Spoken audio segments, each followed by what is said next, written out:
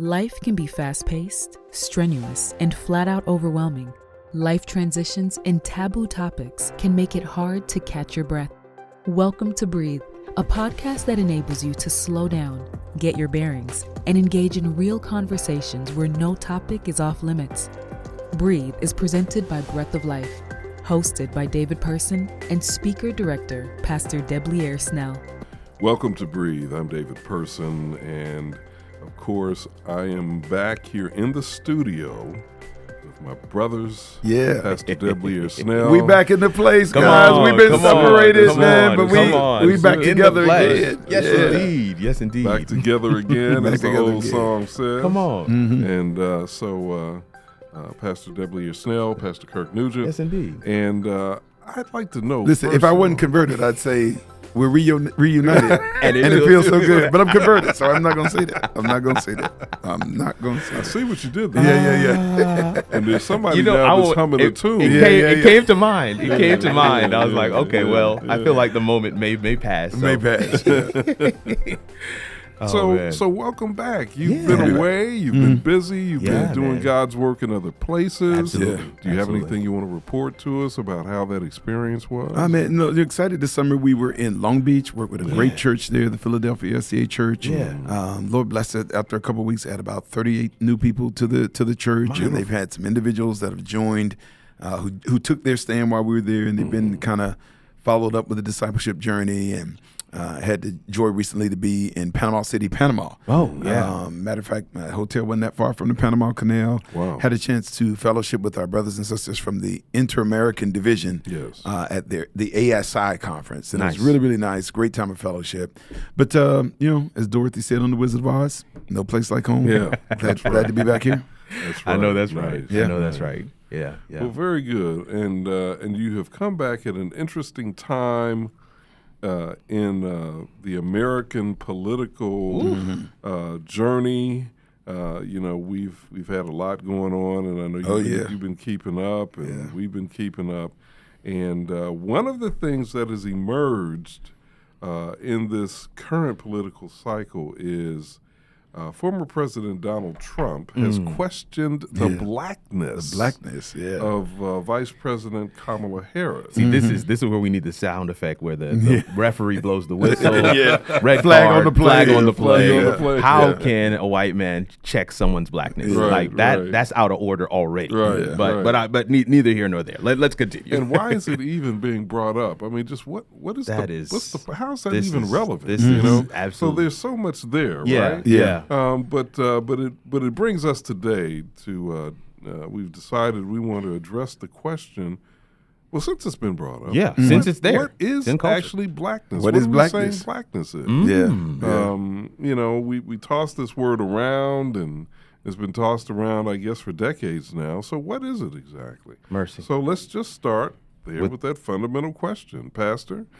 As you have heard this debate going on, what are you thinking about what blackness is? Yeah, it's interesting because I do think former President Trump, I think he thought he had an inroad to our community because I could be wrong on this, but he's probably heard or read on Twitter maybe some people of color question that. And he may be echoing, some of what he's hearing. Because, we probably heard that kind of talk, amongst ourselves and what's black and so on and so forth. But I think that, I think what we unfortunately do is I think that we tend to define blackness in the context perhaps of a certain socio-economic worldview. Yeah.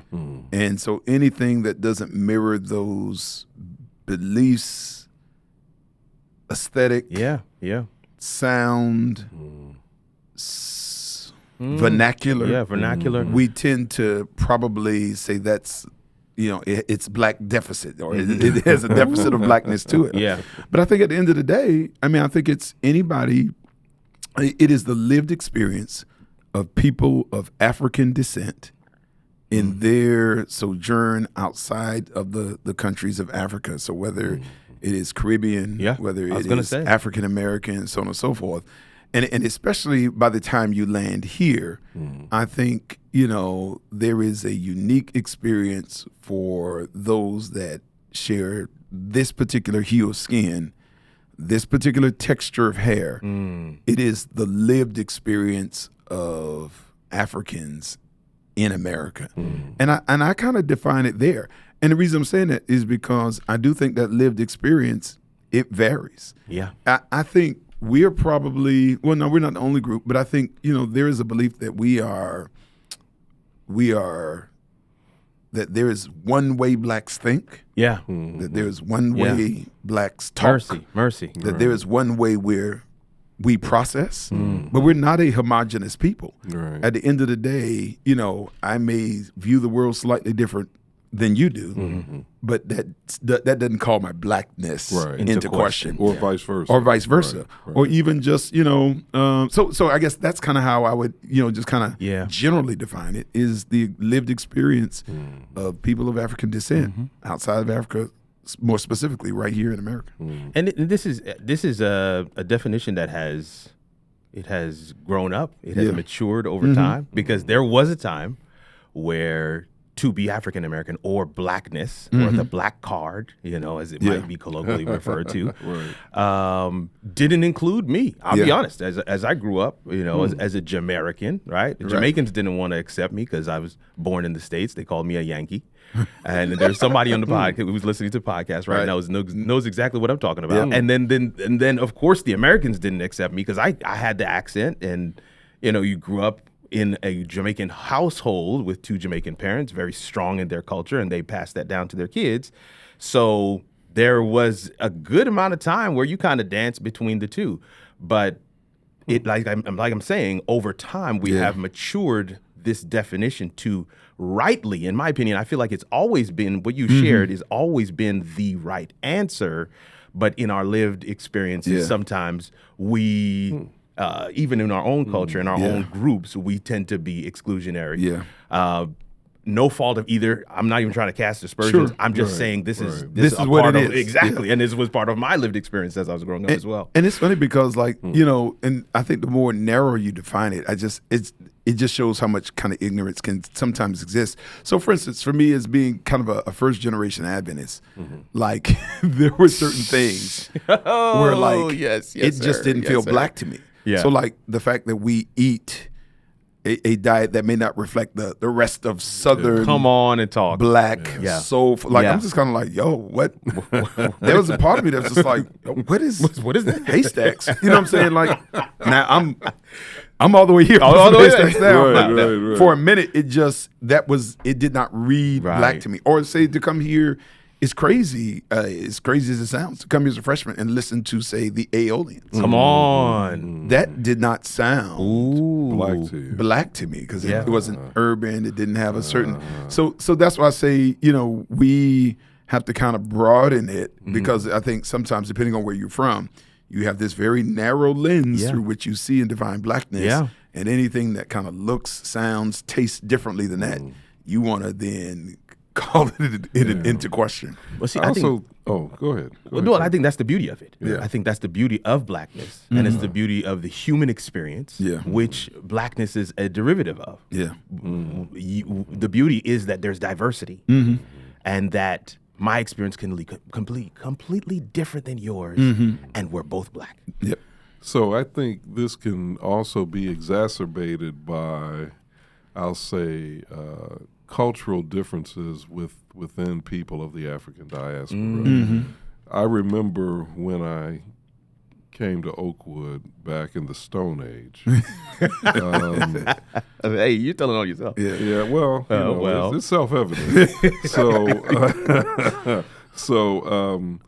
I don't know what you all experienced, but when I came to this campus, you go to the cafeteria, and the immediate left side was always populated predominantly by black people who were born in the United States. Okay. And the other side of the caf, the far right side of the caf, was usually heavily populated by people who were born outside of the United States. Wow. Okay. Yeah.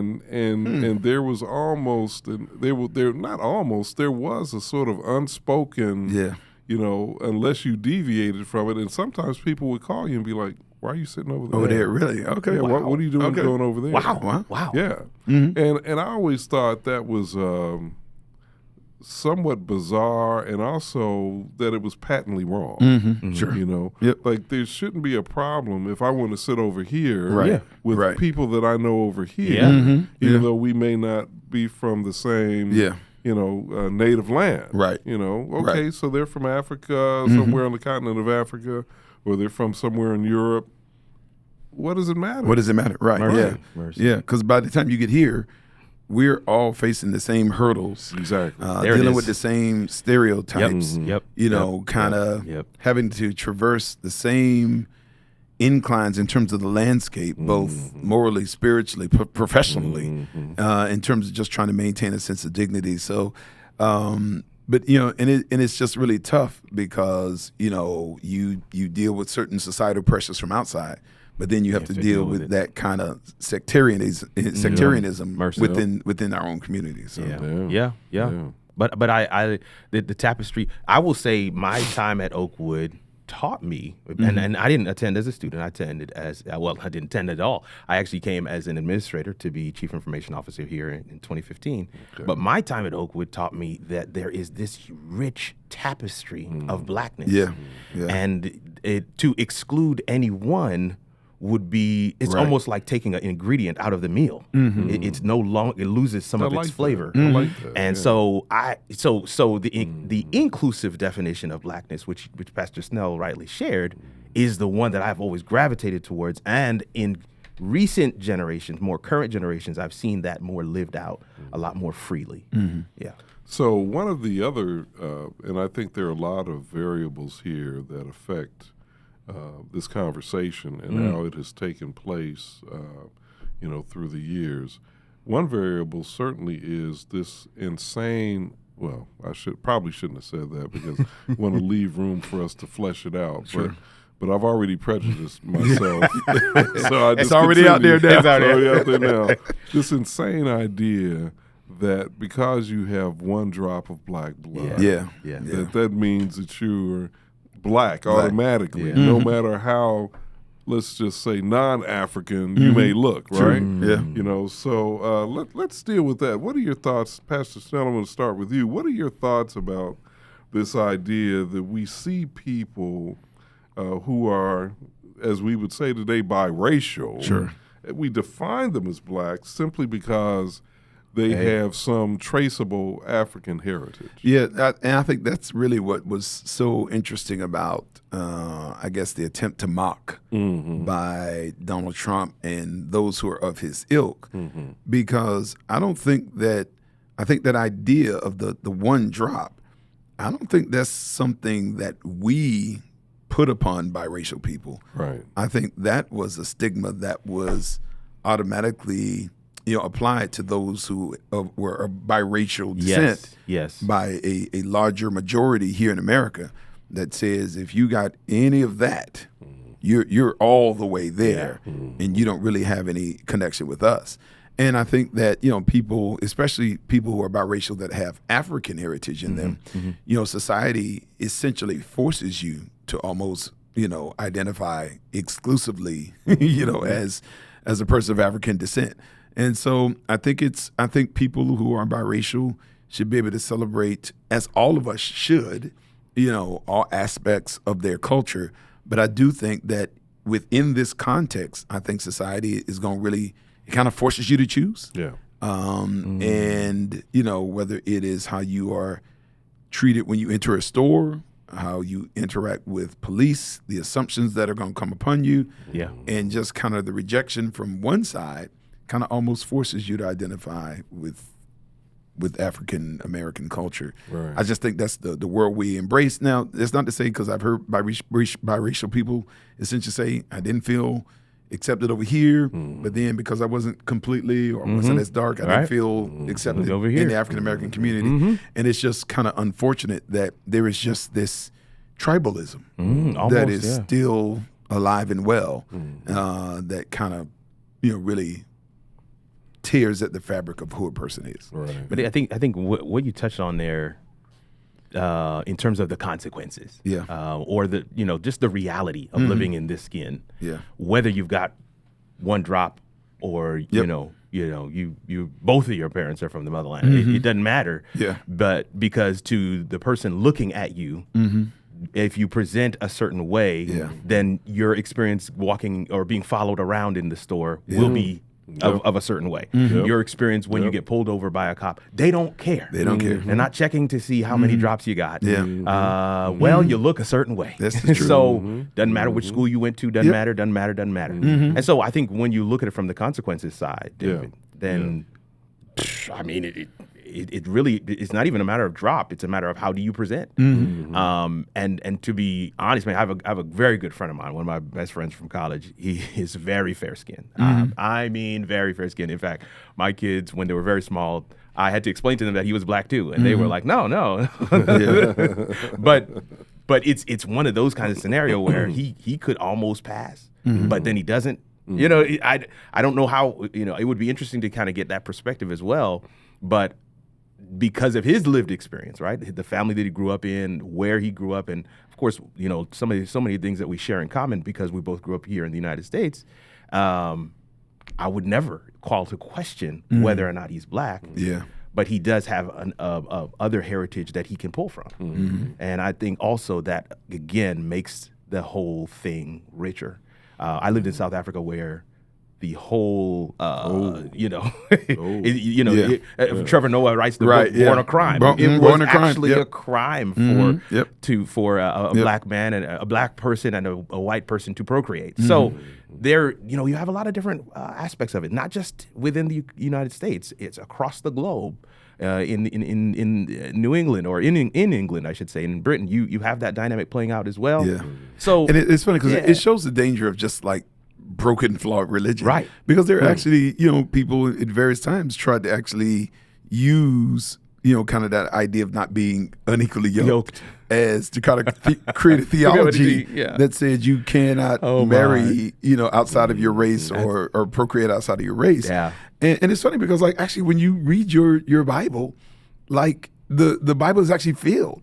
Like Moses' wife was from Midian, or Naomi's sons all married women. Ruth, from outside of Israelite. So actually, when you actually look even at the genealogy of Jesus, it's this amazing hybrid of races and ethnicities and nationalities.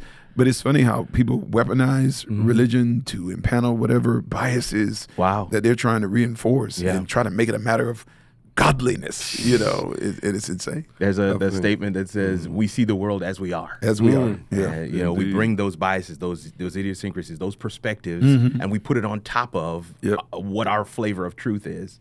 And so that's exactly what we see it as. So it's interesting. One of the byproducts of this conversation also is kind of how we manifest certain traits that we tend to align with either being black or being white. So you'll have young people who are criticized by their peers because they sound white, quote unquote, or they act white, quote unquote. Wow. And it creates some trauma for young people. It does.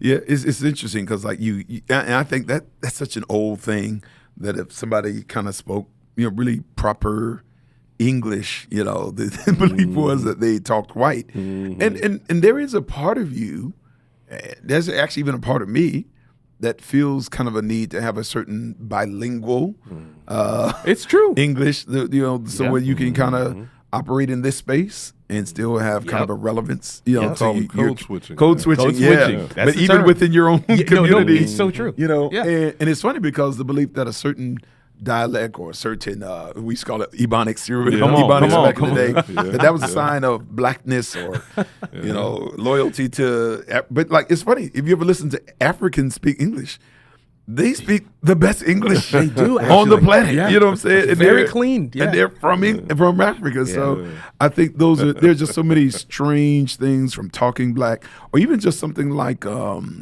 complexion was a thing for me growing up. Yeah. So like I ain't gonna lie, there was just a whole range in the 80s and early 90s of just dark skinned black jokes. I mean, Yes, listen, sir. we can Yes, find sir. our deliverance to Michael Jordan and Morris Chestnut, man. Morris They pulled us into Yes, they they did. pulled us into style, Yes, they man. did. Yes, but they like did. it's just there were just so many different things. You know what I'm saying? And I think one of the other challenges is because of our experience in here in America. There are, I think, I'm not sure if it was Dr. King when he talked about how poverty has certain fruit. So that no matter what the that's good. racial group is, if they're in poverty, they're just certain fruit that flow out of that. So true. And so because, we were forced to be in underclass here in America, and we dealt with poverty, there's certain fruit that come out of that. So even when we talk about certain black problems, there are no real black problems. Like there are certain problems that flow from poverty, which affects a disproportionate amount of our country. Right. But they're not just black problems. They are the problems that occur in any country that is underserved, any community that's underserved, That's good. over policed, under resourced. You see the same fruit that flow out of it. And what we tend to say, that's what happens in the black community. Well, no, that's not necessarily the case. So true. Any community where you don't have access to health care or mental health or like that's going to show up in any community. So like even when you see, let's just say something like, whereas in the 80s, 90s, you had maybe the crack epidemic. Now you kind of have an opioid kind of thing in different communities. Yes. You see those same patterns, That's a same great fruit, point. same Great. So behaviors, true. Yeah. because they're human problems that affect certain communities disproportionately. And I think that what we've kind of done is we have this amazing way of kind of what was the term? Realigning the symbols of our oppression and making music and comedy Come on. and literature out of these different things, kind of have a way of kind of commercializing ghetto life. Yeah. And it's not necessarily that you're celebrating it, Right. but you're just kind of saying you got to figure out a way, to kind of draw some joy out of really what's a painful experience and a lifestyle that people spend a good portion of their life trying to escape. Yes. And so like, That reminds that's me good. of the That's good. reappropriating the symbols. of our oppression. Reappropriating. Yeah. That reminds me of the hip hop classic "The Message" by Grandmaster Oh, Flash. yeah. You know, for those who are familiar with it, it is this brilliant narrative about really just ghetto life, and it's not celebrating it because the tone of the song is sort of despair. It is. Yep. Like this is what we live through. This is what we go through. This is how life is for us. Yeah. And it's sort of a tragic. It's almost a blues in a sense. It in is terms blues. of Yep. in terms of the lyrical content. But I've always thought that was a brilliant way to examine what life is like if you are black and at the lowest levels of the socioeconomic ladder. You know, in living in the ghetto. It just And it's funny, it hits even the term ghetto, it has a connotation as black, but all the early ghettos, they were not African. They were Italian, they were Irish, they were so true. It was kind of the experience of an immigrant, but it wasn't quite as it wasn't the experience that we had here, I guess is the best way to say it. Yeah. So let me ask you gentlemen this. Fundamentally speaking, what do you think it means to actually be black in America? So like I said, I think it's the lived experience of Africans in America. Right. I think it's trying to maintain a sense of cultural identity in a larger context that has a pull toward assimilation. Right. I do feel like there is that tension between kind of having any kind of cultural distinctness and being loyal to that, and kind of threatening my ability to be accepted professionally, socially in certain circles. And I think it's a certain stress that we live with. I think there's a certain trauma that you live with, from different things. Like something even as simple as I remember when I first started this with Breath of Life, and it's funny how the rules always change. So there was a particular program, and I don't want to go into too much detail, but they felt like, man, you really need to cut that beard down. You know what I'm saying? And I was kind of like, yeah. I mean, but it's so funny because so let's just say, have you ever seen like the pictures of like the great Adventist pioneers and the James? They're bearded people. Yeah. Down to, you know what I'm saying? Right down to here. Yeah. Like, or even the pioneers of the country. Yeah. But it's funny because at some point in time, the majority makes a decision to say clean cut, shaven, that this is it. This is what is appropriate and professional or even spiritual, depending on the religious context. Wow. And I just kind of had to be clear. And it's so funny because like a beard is not inherently black, you know what I'm saying, per se. Right. But I was just kind of like, what does that have to do with the gospel of Jesus Christ? Have mercy. The message of the Savior, the Redeemer, so on and so forth. Ridiculous. I'm sorry, I'm just laughing. But It's just so ridiculous. But that's kind of where that's what black space. Wow. So for a man it may be a beard, but for a woman it may be braided hair or so true. afro, so or true. So on and so forth. Yeah. But like those are the tensions of trying to. You live here, but like I'm from there, and you're trying to maintain some sense of cultural relevance and identity while trying to maneuver in a larger majority context. I had to make it very clear. And honestly, it's crazy. So I grew out my beard. I didn't really grow it out till the pandemic. Because you're not going to the barber. Right. And honestly, Gianna's like, I like the beard. beard. And so I was like, if she likes the beard, we keeping the beard. We doing the beard. This beard is open doors to me, man. So I'm just kind of like, no, doc, I can't. So, but I just thought that was really interesting because like there was this stress about how we're gonna bring it up, how we're gonna approach it. Wow. And I was just kind of like, no, thank you, but we're good. You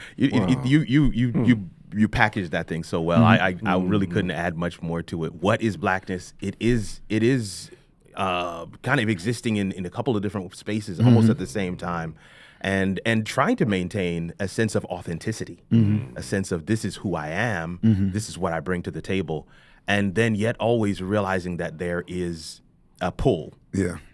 From the majority culture or from just your own mindset, because sometimes we make these things up for ourselves. To be a little more straight. I want to walk a little bit different. I want to make sure my belt is a little tighter. It's just these things that we have in our mind. That it's like, don't want to really toe that line too much. Oh, the cop is pulling me over. Or even just the feeling like, let me take the bass out of my voice. when you're the only minority in a group, like I've got to perform at a certain level, because I don't just represent me. I'm representing and my failure is going to create this dent or add to this narrative. I carry the whole community and culture on your shoulders all the time. So it's not fair. It's not fair because the majority culture doesn't have to deal with that. They don't have to deal with that. No. Or let's just say you're in a situation with, so like, I remember I was on a plane, about to board, and I'm sitting in this space, and it's they're just 4 Caucasian guys, and they're talking. Now this day I'm just kind of a little weary. I had just kind of finished speaking, and there are times where I just kind of draw in a little bit. Yeah. And there was this feeling like, okay, I need to engage, because if I don't, it's gonna give the appearance, he's just withdrawn, don't want to. And it's just but then I was just like, you know what? I'm just kind of tired. This is not the day. You know what I'm saying? Right. But there's going to be that sense of, he's just standoffish because he's black. Yeah. Well, why can't I just be standoffish? Yeah. You know what I'm saying? Like, how about that? That's just me. Don't make it. It's not the whole culture. I'm a jerk because I'm black. Right. I'm just a jerk. You know what I'm saying? Like, you know what I'm saying? Why? I was just a jerk. Color don't got nothing to do with it. They got nothing to do with it. You know what I'm saying? Whereas the majority, they don't have to deal with that. We tend to address each individual, whereas each one of us becomes a symbol of this larger thing that we may or may not even represent. So true. And that is part of the burden that we carry that I think people don't understand. we live in a culture, and there's a history in this country that has caused us, I think many of us, especially those of us who are of certain ages, to second guess ourselves. Second guess ourselves a lot. We always have to think about what are the implications of doing this. Yeah. And what did that signal? And maybe I shouldn't do this. Right. You know, what are they going to say about that? Yep. You know, and like you just said, Pastor, I think sometimes we get to the point where we're just like, you know what? Yeah. It just is what it is. It is what it is. You know, Yeah. and It is what it is. If you misinterpret or misconstrue, that's on you. You on you, it's yeah. not on me. I don't know if it's an age thing, because you get a certain age, you're just kind of like, I don't really care anymore. whatever, however you interpret that, is up to you. As the oldest one in the room, let me say, some of it is an age Some thing. of it is age thing. Yeah. Absolutely. Yeah. Absolutely. Yeah. Some of it is a personality thing. This is true. Yeah. But some of it, you reach a certain age in life, Just and like, you're just nah, like, I can't be you're not bothered. paying my taxes, No, you're not no, paying sir. my bills, No, sir. you're not putting food on my table. I'm rolling how I'm rolling. I'm rolling. That's my it. word. Yeah. You know? And you just get comfortable in your own skin, and Yeah. just however you deal with it is how you deal with Absolutely. it. Yeah. You know. So, final question before we get out of here.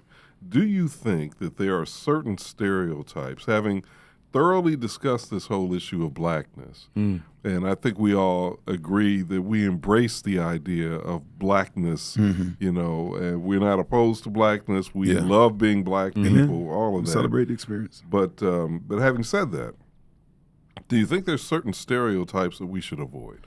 So, one of the things I do that I am stressed, and whether it's kind of hip hop culture, I do feel like there are kind of what you would refer to back in the day as in-house conversations. And I feel like there are a lot of in-house conversations that are happening in public spaces where certain stereotypes get reinforced. Because I think what some people don't realize is like there are parts of this country where there's some people who may not ever see a black person or engage with one, and all the information they derive is from television or from media. Yeah. And so I just think we just need to be really a lot more mindful of the narratives that we put out there when we say, black people are always late.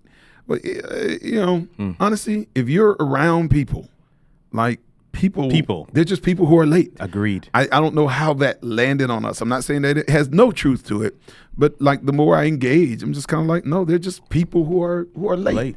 Or just even, like just even when I talked about here, like the hip hop culture. Yeah. I'm not, I'm not addressing that, but that's not everybody's thing. Or just even the narrative, even around blacks in sports. Like, man, the only way out for our kids is they got to play sports.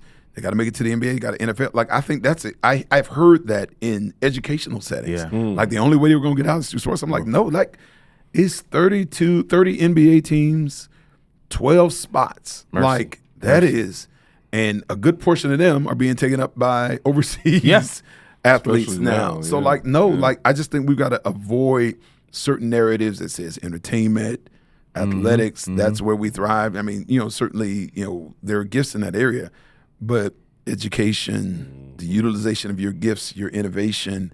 So I just think some of those broad strokes, I think, there's perhaps a way we talk amongst one another, but I do think that inside conversation is being had in forums where it shouldn't be happening. And I feel like it's reinforcing stereotypes that actually bring us down.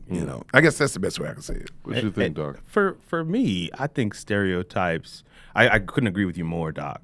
But I also believe that for generations that are coming up and they hear these things, they for them, they become limiting factors. They become glass ceilings, as it were, because they don't necessarily know or feel that they can reach for things that they haven't seen anybody that looks like them do.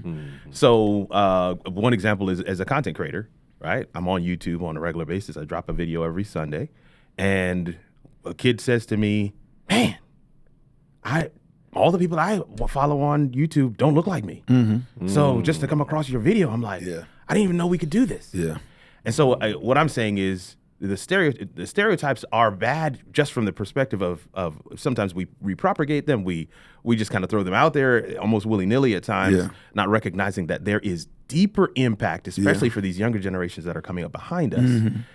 because that becomes a limiting factor. Then when that kid said that, I was kind of like, there's a ton of black YouTubers. Yeah. Right. So it's not even a thing. Yeah. I'm definitely not the first. Maybe we need to check what's going on with your algorithm. But the idea that, I didn't know that that's actually something that I could do. And then that's just one lane. Yeah. What about, all the other lanes that are there? When we during Black History Month, we talked about your sermon, and you were highlighting some African Americans who we don't normally highlight during Black History Month, that did some crazy, ridiculous, phenomenal things. And again, I believe that those stories really burst those stereotypes and help the younger generations and others, even my generation for that matter, reach for something that they didn't necessarily see anybody else around them. Yeah. And that to me is a major piece of it as well. And I just think there's probably one, just a simple, when we say stuff like, the problem with the black community is, that's such a broad stroke. Yeah. And there's a lot more nuance and subtlety behind that conversation. Yeah. Or the problem with black men is, or the problem with, I just think we tend to paint with these really broad strokes. And we divorce those things from their historical context. Thank you. Even the pathologies that exist in our community, it's not because there's this deficit in our DNA. Right. There are a number.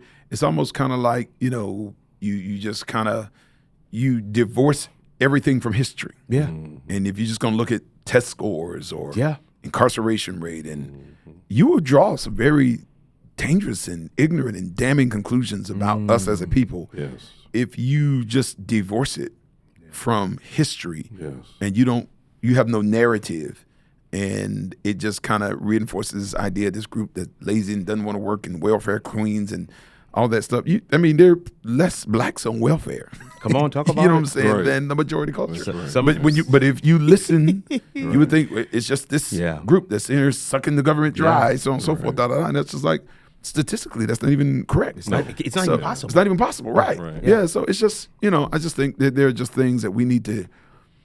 I think there's certain conversations we need to stop having about ourselves in public, and then let alone in public. Yeah. Agreed. 100% agreed. That's good. That's and good. As somebody who has worked primarily in predominantly white environments as a media professional, I can tell you, people are just people. People are just people. People are just people. And I'm not going to elaborate. Nah. I'm not going to cast aspersions. People are just people. Yep. But people are just people. Yep.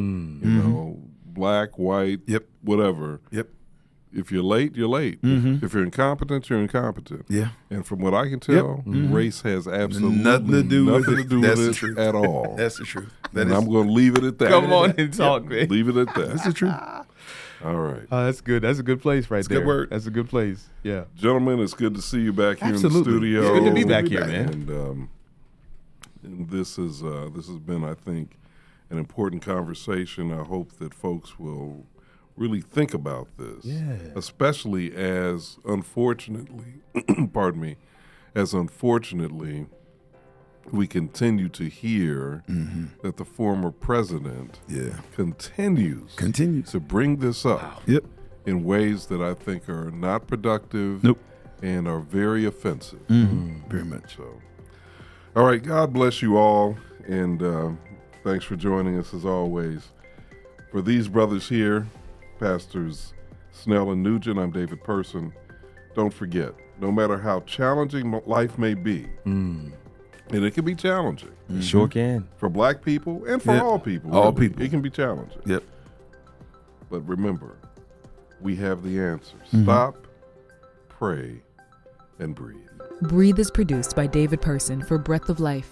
Executive producer is Debleaire Snell, and sound engineer is Kirk Nugent. Audio episodes of Breathe can be found on Apple, Spotify, or Google podcast platforms. For video episodes and extra content, check out the Breath of Life YouTube channel. Breath of Life is faith-based content, resources, and programs from a contemporary urban perspective for those looking for hope and guidance. We believe that every breath we take is a testimony that God is consistent, that He loves us, and has a plan for our lives.